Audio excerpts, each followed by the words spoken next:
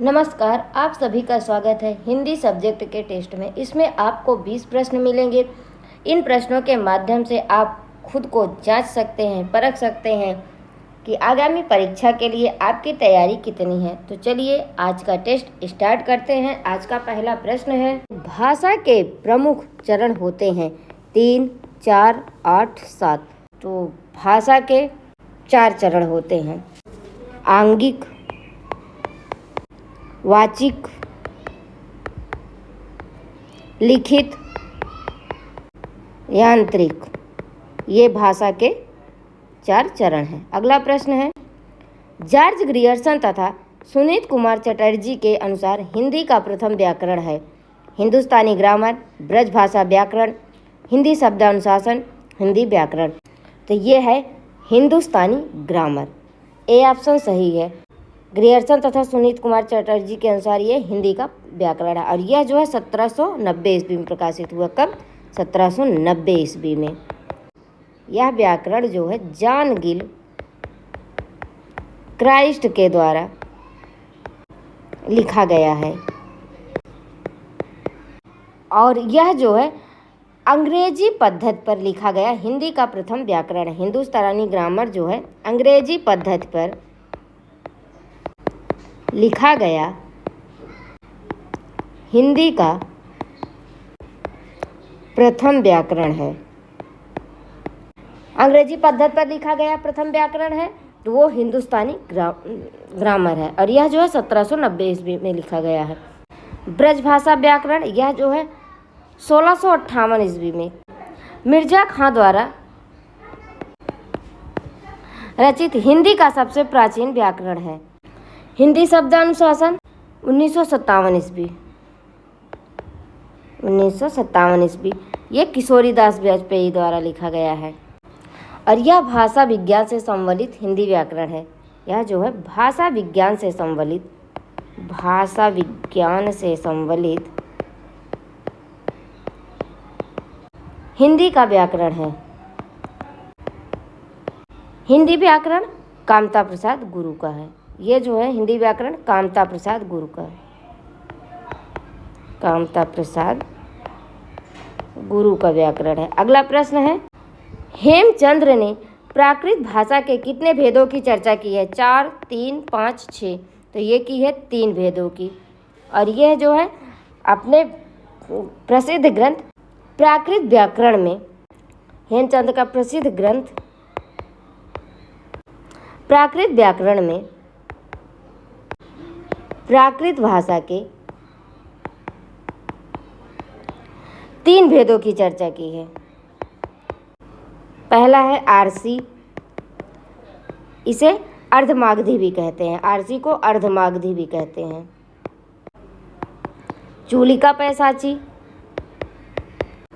तीसरा है अपभ्रंश। हेमचंद्र को प्राकृत का पाणिन भी कहा जाता है। इन्हें जो है प्राकृत का पाणिन भी कहा जाता है। अगला प्रश्न है, डिंगल बोली का नामकरण किया है राहुल सांकृत्यायन, कोलब्रुक, बांकीदास, ईश्वरचंद्र गुप्त। तो ये किया है बांकीदास ने। सी ऑप्शन हमारा सही होगा। राहुल सांकृत्यायन ने कौरवी बोली का नामकरण किया है। कौरवी बोली का नामकरण किया है राहुल सांकृत्यायन ने। कोलब्रुक ने मैथिली का और ईश्वरचंद्र गुप्त ने ब्रजबुली का नामकरण किया है। अगला प्रश्न है, नागरी प्रचारणी सभा ने नागरी लिपि सुधार हेतु समिति का गठन कब किया? 1945 ईस्वी, 1947 ईस्वी, 1949 ईस्वी, 1935 ईस्वी। ये किया है 1945 ईस्वी। ये ऑप्शन हमारा सही है। 31 जुलाई 1947 को उत्तर प्रदेश सरकार ने आचार्य नरेंद्र देव की अध्यक्षता में नागरी लिपि सुधार समिति का निर्माण किया।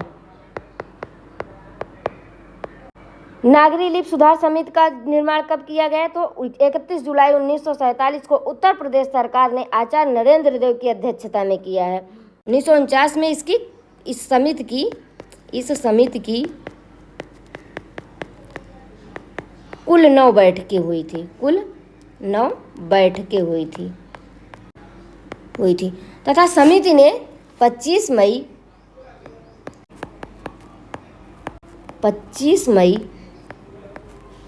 1949 को अपनी रिपोर्ट प्रस्तुत की।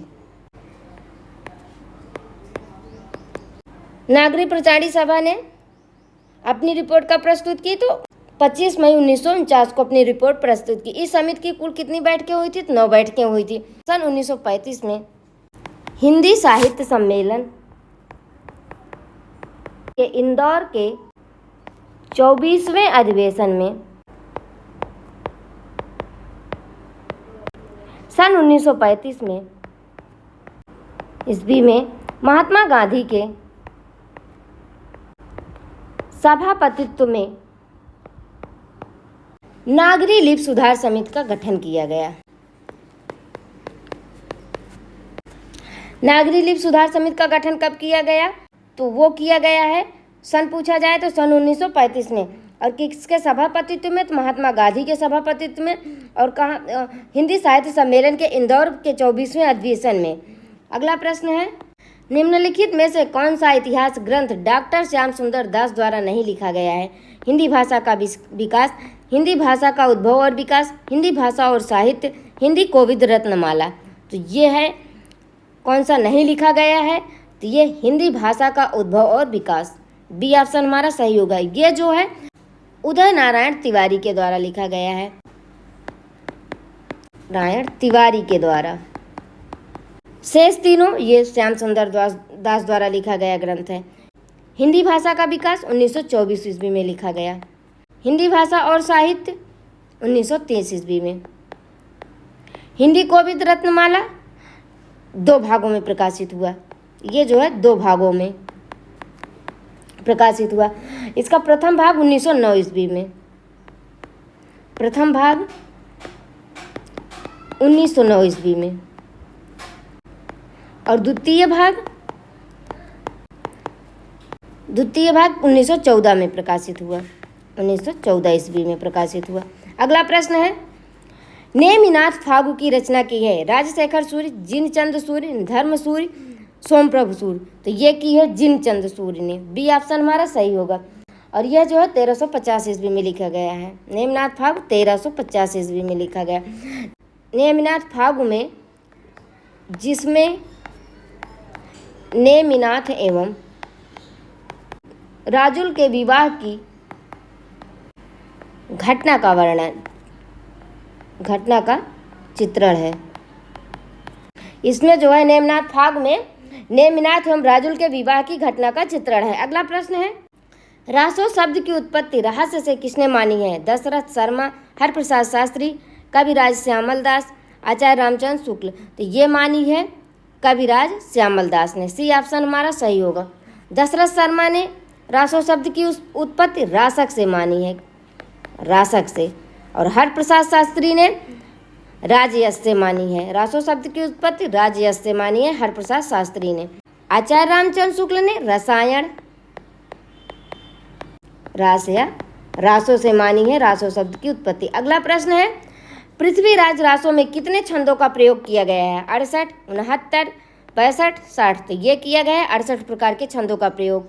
और 69 जो है इसमें सर्ग हैं, 69 इसमें पृथ्वीराज रासो में सर्गों की संख्या है, सर्ग की संख्या है। इसमें मुख्य छंद है पृथ्वीराज रासो में, मुख्य छंद कवित्त, छप्पर, दूहा, तोमर, तोमर त्रोटक, गाहा और आर्या। ये जो है पृथ्वीराज रासो के मुख्य छंद हैं। चंद्रवरदाई को, और यह रचना पृथ्वीराज रासो चंद्रवरदाई की है, चंद्रवरदाई की रचना है, वरदाई की, चंद्रवरदाई को छप्पर छंद का विशेषज्ञ माना जाता है। इसमें 69 सर्ग हैं और आचार्य रामचंद्र शुक्ल ने पृथ्वीराज रासो को हिंदी का प्रथम महाकाव्य और चंद बरदाई को प्रथम कवि माना है।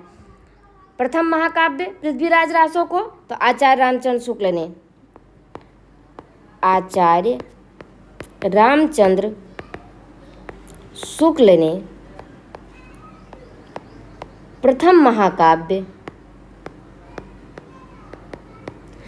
पृथ्वीराज रासो को माना है, पृथ्वीराज रासो को माना है। और प्रथम कवि चंद बरदाई जी को माना है आचार्य रामचंद्र शुक्ल ने। अगला प्रश्न है, भक्ति आंदोलन भारतीय चिंतन धारा का स्वाभाविक विकास है, किसका कथन है? आचार्य रामचंद्र शुक्ल, रामविलास शर्मा, हजारी प्रसाद द्विवेदी, जॉर्ज ग्रियर्सन। तो ये है कथन आचार्य हजारी प्रसाद द्विवेदी का। ये भक्ति काल से संबंधित एक कथन है। आचार्य रामचंद्र शुक्ल का कथन है भक्ति काल के विषय में, भक्ति आंदोलन इस्लामी आक्रमण की प्रक्रिया है। भक्ति आंदोलन इस्लामी आक्रमण की प्रतिक्रिया है।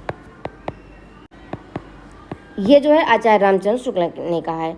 और डॉक्टर रामविलास शर्मा ने कहा है भक्ति आंदोलन एक जातीय और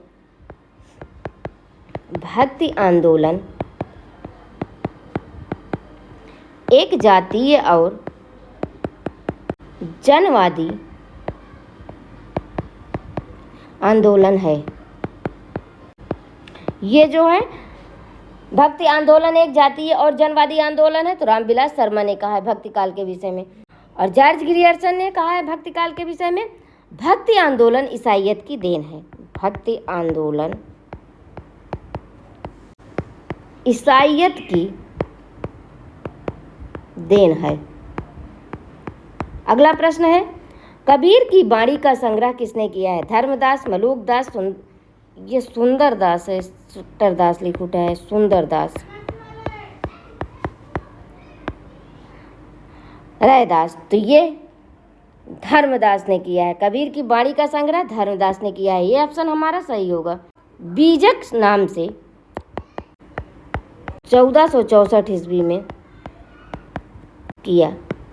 धर्मदास ने कब किया है? बीजक नाम से किया है और वो जो है सन 1464 ईस्वी में किया है। बीजक के 3 भाग हैं। बीजक के साखी, शबद, रामायणी, ये बीजक के 3 भाग हैं। अगला प्रश्न है, सुखसागर तरंग को नायिका भेद का विश्वकोश किसने माना है? ये माना है मिश्र बंधुओं ने, डॉक्टर नगेंद्र ने, शिव सिंह सेंगर ने, आचार्य रामचंद्र शुक्ल ने। तो ये माना है डॉक्टर नगेंद्र ने। बी ऑप्शन हमारा सही होगा। सुखसागर तरंग का संपादन मिश्र बंधुओं के पिता बालदत्त मिश्र ने सन 1897 ईस्वी में किया। सुखसागर तरंग का संपादन किसने किया? तो मिश्र बंधुओं के पिता बालदत्त मिश्र ने किया। और कब किया? तो 1897 ईस्वी में किया। सुखसागर तरंग के रचनाकार देव हैं। ये देव की रचना है। और शिव सिंह सेंगर ने देव की रचनाओं की संख्या 72 बताई है। शिव सिंह सेंगर ने देव की रचनाओं की संख्या 72 बताई है। कुछ विद्वान ने देव के 52 ग्रंथों का उल्लेख किया है। अगला प्रश्न है, भारतेंदु ने बंदर सभा की रचना किस शैली में की? पैरोडी, लावनी, प्यार, स्यापा। तो ये की है पैरोडी। लावनी शैली में इनकी वर्षा विनोद की रचना हुई है, वर्षा विनोद की। प्यार शैली में प्रातः समीरण की रचना हुई है। प्रातः समीरण की रचना इनके प्यार शैली में हुई है। और स्यापा शैली में उर्दू का स्यापा इनकी रचना है, उसकी स्यापा शैली में रचना हुई है। अगला प्रश्न है, निम्नलिखित में से कौन सा सुमेलित नहीं है? वैदेही वनवास, अयोध्या सिंह उपाध्याय हरियोध, स्वर्गीय वीणा श्रीधर पाठक, गंगा लहरी महावीर प्रसाद द्विवेदी, ग्राम गीत मैथिली शरण गुप्त। डी ऑप्शन हमारा सही होगा। ग्राम गीत जो है ये मैथिली शरण गुप्त की रचना नहीं है। यह जो है 1938 ईस्वी में प्रकाशित 1938 ईस्वी में प्रकाशित हरिऔध जी की रचना है। प्रकाशित अयोध्या प्रसाद सिंह हरिऔध की रचना है। ये जो है हरिऔध की रचना है। गंगा लहरी महावीर प्रसाद द्विवेदी का अनुदित काव्य है। गंगा लहरी जो है ये महावीर प्रसाद द्विवेदी का अनुदित काव्य है, इन्हीं का अनुदित काव्य है। अगला प्रश्न है, पंत की छायावादी कविता नहीं है। गुंजन, वीणा, युगांत, पल्लव। तो ये जो है युगांत, सी ऑप्शन हमारा सही होगा। ये पंत की छायावादी कविता नहीं है, ये जो है प्रगतिवादी कविता है, प्रगतिवादी कविता। शेष तीनों छायावादी कविताएं हैं। गुंजन 1932 ईस्वी में प्रकाशित हुई है, 1932 ईस्वी। वीणा 1927 ईस्वी में प्रकाशित हुई। पल्लव 1928 ईस्वी में प्रकाशित हुई है, और ये सब छायावादी कविता है। अगला प्रश्न है, किस रचना में 3 शीर्षकों झनकार, ललकार, हुंकार से स्टालिनग्राद युद्ध के कतिपय स्थलों का वर्णन किया गया है? मेधावी, अजय खंडहर, पांचाली, राह के दीपक। तो ये किया गया है अजय खंडहर, और ये जो है सभी रांगेय राघव की रचनाएं हैं। ये चारों रचनाएं रांगेय राघव की हैं, रांगेय राघव की सभी रचनाएं हैं। राह के दीपक रांगेय राघव का मुक्तक काव्य है, मुक्तक काव्य। इनका जन्म जो है, रांगेय राघव का जन्म 1923 में हुआ और मृत्यु इनकी 1963 ईस्वी में हुई है। मूल नाम त्रयंबक वीर राघवाचार्य है, यह इनका मूल नाम है। अगला प्रश्न है, वैष्णव भक्ति और प्रेम तत्व का चित्रण किस नाटक में हुआ है? सती प्रताप, अंधेर नगरी, चंद्रावली, भारत दुर्दशा। तो ये हुआ है चंद्रावली में, सी ऑप्शन सही हो है। और ये जो है 1876 की रचना है, और ये नाटिका है। और भारतेंदु जी ने 2 प्रकार के मौलिक और अनुदित नाटकों की रचनाएं की। तो ये चारों मौलिक नाटक हैं। भारतेंदु जी के, सभी भारतेंदु जी के मौलिक नाटक हैं, मौलिक नाटक हैं। सती प्रताप 1883 ईस्वी में प्रकाशित हुआ, 1883 ईस्वी में, और यह एक पौराणिक नाटक है। इसमें जो है सावित्री सत्यवान के पौराणिक आख्यान पर आधारित है। अंधेर नगरी 1881 की रचना है, और यह जो है प्रहसन है, भारतेंदु जी का प्रहसन है। अंधेर नगरी में राजा की मूर्खता, अन्याय और अंधेर गर्दी पर लिखे व्यंग का चित्रण है। अंधेर नगरी में राजा की मूर्खता, अन्याय और अंधेर गर्दी पर तीखे व्यंग का चित्रण है। भारत दुर्दशा 1880 का नाटक है, 1880 का। ये जो है नाट्य या रासक, नाट्य या रासक या लास्य रूपक है, लास्य रूपक है। इस भारतवर्ष के तत्कालीन परिस्थिति का चित्रण व अंग्रेजी राज्य की अप्रत्यक्ष निंदा का चित्रण है। अगला प्रश्न है, निम्नलिखित में तद्भव शब्द नहीं है। ज्ञान, चबाना, चिकना, चोंच। तो ये ज्ञान, ए ऑप्शन हमारा सही है। ये ज्ञान जो है तत्सम शब्द है, इसका तद्भव होगा जानना। ज्ञान का तद्भव जानना है। और शेष तीनों, चबाना का तत्सम चरवापड़, चिकना का तत्सम चिक्कड़ होगा, चोंच का चंचू। अगला प्रश्न है, फारसी भाषा का शब्द है कातिल, बहरा, कसरत, बहस। तो ये बहरा, बी ऑप्शन हमारा सही है। शेष तीनों कातिल, कसरत, बहस, ये तीनों अरबी भाषा का शब्द है। अगला प्रश्न है और आज का ये अंतिम प्रश्न है। राहुल सांकृत्यायन की औपन्यासिक कृति है सितारों के खेल, थके पांव, जीने के लिए, टूटे कांटे। जीने के लिए, सी ऑप्शन हमारा सही होगा। ये 1940 ईस्वी में प्रकाशित हुआ है। भारत के विक्षुब्ध सामाजिक एवं राजनीतिक स्थिति का चित्रण है। सितारों के खेल 1940 ईस्वी में प्रकाशित उपेंद्र नाथ अश्क का उपन्यास है। थके पांव 1963 ईस्वी में प्रकाशित भगवती चरण वर्मा का उपन्यास है। भगवती चरण वर्मा का। टूटे कांटे 1954 ईस्वी में प्रकाशित वृंदावन लाल वर्मा का उपन्यास है। वृंदावन लाल वर्मा का है। तो आज का ये अंतिम प्रश्न था।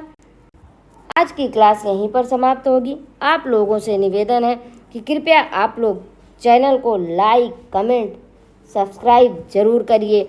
आप लोग वीडियो को शेयर भी कर दिया करिए। मिलते हैं अगली क्लास में, तब तक के लिए नमस्कार।